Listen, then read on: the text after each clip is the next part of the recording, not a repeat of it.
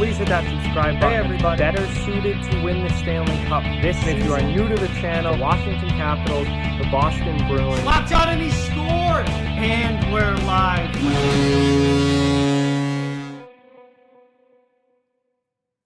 Hey everybody, so we are back again for another lineup projection video, and today we're going to be talking about the current number 3 seed that obviously can change in the Western Conference, the Vegas Golden Knights. So basically what I do is I look at the Vegas Golden Knights roster and try to piece together what their lineup could look like come the beginning of the round robin when we get back to playing games in August. So before I begin, I just ask that you please hit that like button and give this video a thumbs up. It really helps out the channel a lot and is very much appreciated. And if you're new, please subscribe and become part of the off-the-wall hockey community here. But let's switch over to the cap-friendly screen now and take a look at the Vegas Golden Knights. Now, this is their actual training camp roster, and no more trying to guess on who's going to get a call-up and who isn't. Training camp started today. I'm recording this on Monday. This is their training camp roster. This is who they have in camp. So, basically, with Vegas, let's start at the top here. One thing that we definitely know is their top 6 is unbelievable. I personally think that Vegas's top 6 forwards are the best top 6 in the league. To be honest with you, that's my opinion. There are other teams with really, really good top 6s as well. Washington comes to mind, Winnipeg comes to mind, and I know there are a few others that Toronto, obviously. There are a few others that I'm probably not thinking of immediately off the top of my head that are really, really good as well. But Paul Stastny, Mark Stone, Max Pacioretty, William Karlsson, Jonathan Marchessault, and Riley Smith.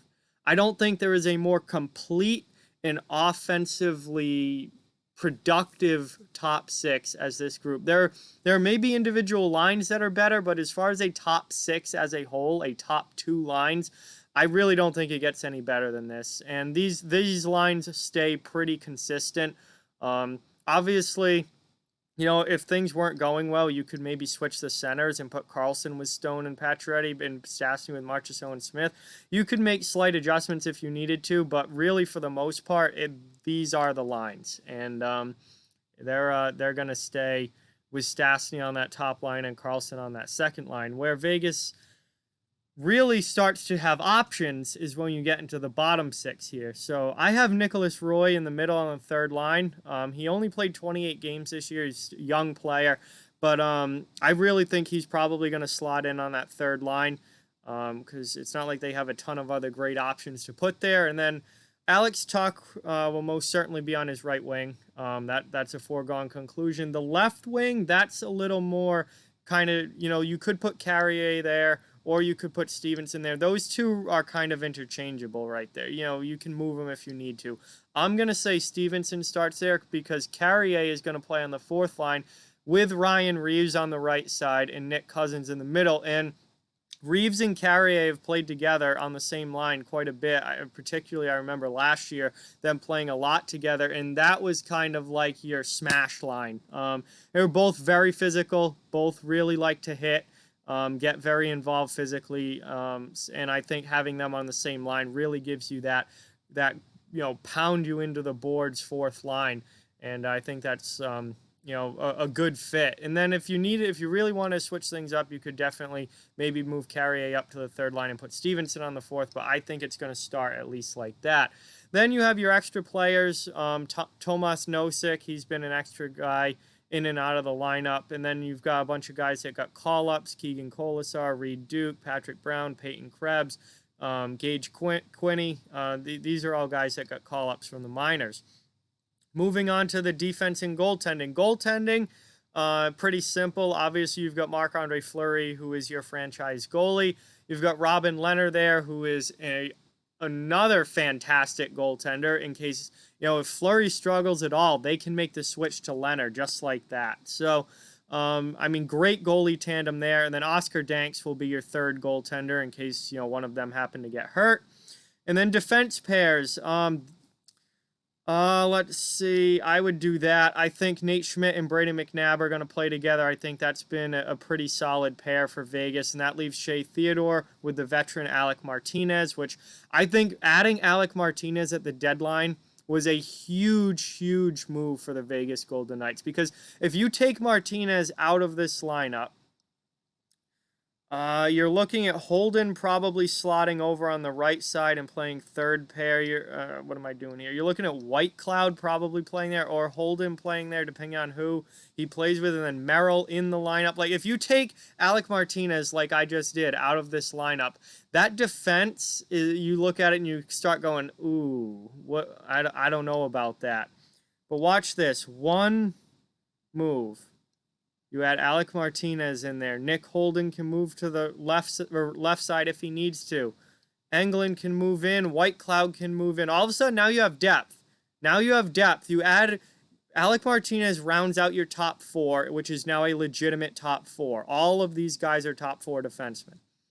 And then now you have White Cloud, the young guy, who can play. You have Merrill, who can play if you need him to. You have Holden, who can play in a bottom pair role. And you have the old, aged veteran, lots of experience in Derek Englund, who can also play if you want to go with a veteran approach. I personally would at least start with Derek Englund in the lineup, just because of the experience. He's played a ton of games in the NHL. He's been in the league a long time now. He's played plenty of playoff games throughout his career.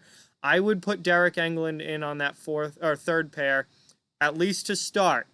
And then if he can't keep up, if he's too slow, if he doesn't play well, then you slot the young guy in, and White Cloud comes into the lineup. That's just an easy move, in my opinion, that you can make. But I think to at least start, you go with the veteran. But that's just my opinion.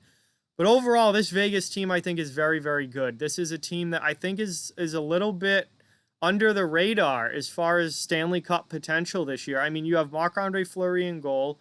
You have a not great but solid top four that, again, adding Martinez was a huge, huge boost to.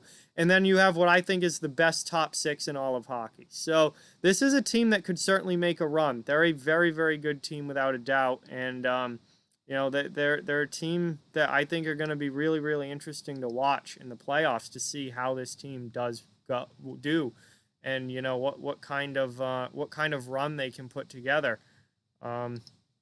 It's not a lineup that you're going to see, I think, a lot of people in and out of. Again, maybe on one or two spots, particularly that third D pair.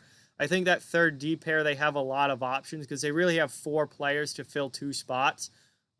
Between White Cloud, Englund, Holden, and Merrill, you've got four players all kind of on equal grounding as far as, what kind of players they are. They're all bottom pair D-men. And you only have two bottom pair spots. So the top four are pretty well set, in my opinion, but the bottom pair leaves room for some adjustments.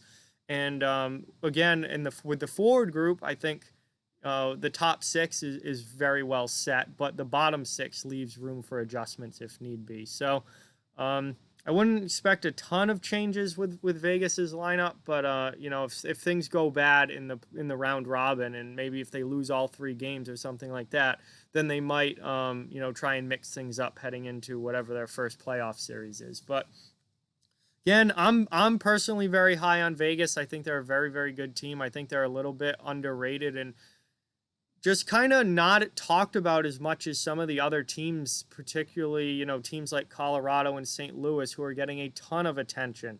In the East, you've got Philly, you've got, Washington, as always. Boston obviously won the President's Trophy. Tampa Bay, not getting talked about a whole lot, but still getting some chatter around the Lightning. Obviously, they were a top, two team in the East this year. There's lots of teams getting a lot of chatter about, they could be a cup team this year. Philadelphia, big time. Colorado, big time. I think Vegas belongs in that conversation because I think they're a team that could really make that kind of run. I'm not saying they're going to, but I certainly think that they have the potential to do it. So there's my lineup and thoughts on the Vegas Golden Knights heading into the playoffs this year. We'll see how it goes. Obviously, like every team, they're going to have to come out and play.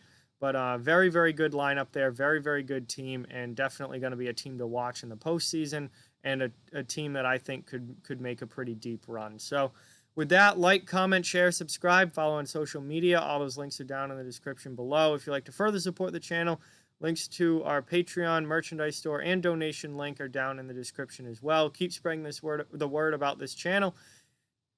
Thank you very much for watching. Hope you enjoyed the video, and I'll be talking to you guys very, very soon.